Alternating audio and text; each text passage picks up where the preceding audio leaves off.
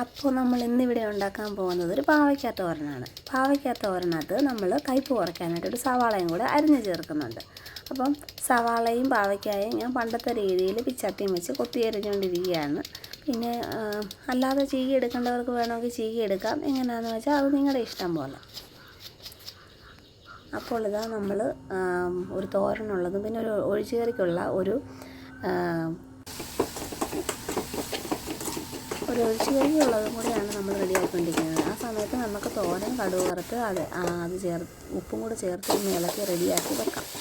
എന്നിട്ട് നമുക്ക് ഒഴിച്ചുകറിക്കുള്ളത് ഒരു മുരിങ്ങക്കായും തക്കാളിയും മാത്രമായിട്ട് ഒഴിച്ചുകറി വെക്കാനാണ് നമ്മൾ ഉദ്ദേശിക്കുന്നത്. സവാള ചേർക്കേണ്ടവർക്ക് സവാള കൂടി ചേർക്കാം. അപ്പോൾ നമ്മൾ ചട്ടി അടുപ്പത്ത് വെച്ച് കടുക് പൊട്ടുന്ന ആ സമയം കൊണ്ട് നമ്മൾ കഷ്ണം അതിനകത്തിട്ടൊന്ന് വഴറ്റി ഉപ്പ് ചേർക്കണം. എന്തിനായാലും ഉപ്പ് ചേർത്താൽ മാത്രമേ നല്ലതായിട്ട് പാടി വരത്തുള്ളൂ. നമ്മൾ അതിന് വേണ്ടിയിട്ട് അടുത്തൊരു ചട്ടി അടുപ്പത്ത് വെച്ചു. മുരിങ്ങക്കായും തക്കാളിയും കൂടെ അരിഞ്ഞ് അതിലേക്ക് ഇട്ടുക. അതിനുശേഷം ഒരു കുറച്ച് ഉപ്പ് ഇട്ട് നമുക്കൊന്ന് ഇളക്കി വെക്കാം. ഒന്ന് വാടി വരുമ്പോഴത്തേക്കും നമുക്ക് തോരനുള്ള തേങ്ങ ചെരുവി എല്ലാം റെഡിയാക്കാം.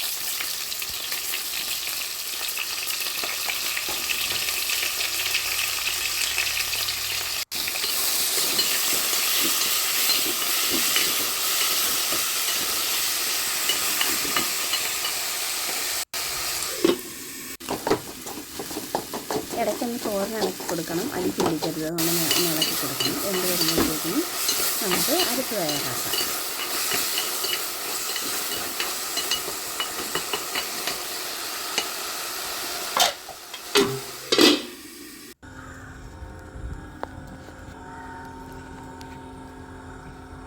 കരിയാപ്പില വെച്ചാൽ പുറത്ത് പോയത്. കരിയാപ്പില നമുക്ക് കരിയാപ്പില വീട്ടിൽ തന്നെ ഉണ്ട്. ഫ്രഷ് കരിയാപ്പില വെച്ചിട്ട് നമുക്ക് തിരിച്ചു വരാം. തേങ്ങ വെള്ളം കുടിക്കുന്നത് ഇഷ്ടമാകുമ്പോൾ തേങ്ങ വെള്ളം കുടിച്ചിട്ട് നമുക്ക് പതുക്കെ തേങ്ങ തിരിഞ്ഞെടുത്തിട്ട് നമുക്ക് തോരന് വേണ്ടിയിട്ട് 2 അല്ലി വെളുത്തുള്ളി പിന്നെ ജീരകം ചേർത്ത് അരയ്ക്കാം.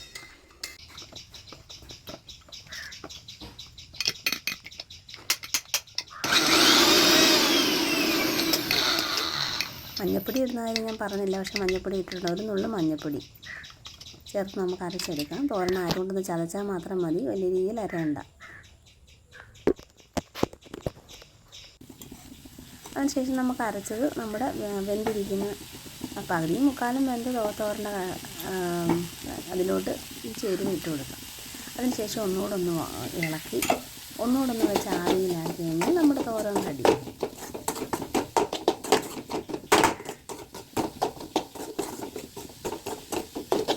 തോരൻ അടച്ച് വെച്ചൊന്ന് വേവുന്ന സമയം കൊണ്ട് നമുക്ക് ഒഴിച്ചുകറിക്കുള്ള അരപ്പ് തയ്യാറാക്കാം.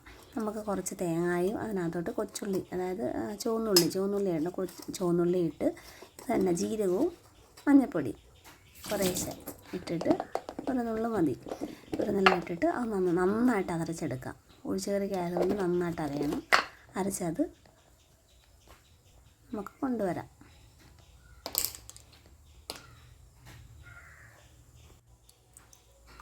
കുറച്ച് വെള്ളം ചേർത്ത് നന്നായിട്ട് അരച്ചുകൊണ്ട് വന്നിട്ട് നമുക്ക് കഷ്ണം ഇപ്പോൾ നന്നായിട്ട് പാടി ഒരുവിധം വെന്തിരിക്കുക.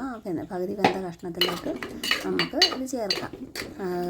കിഴങ്ങ് ചേർക്കേണ്ടവർക്ക് കിഴങ്ങ് ചേർക്കാം. ഞാൻ കിഴങ്ങ് ചേർത്തിട്ടുണ്ട്.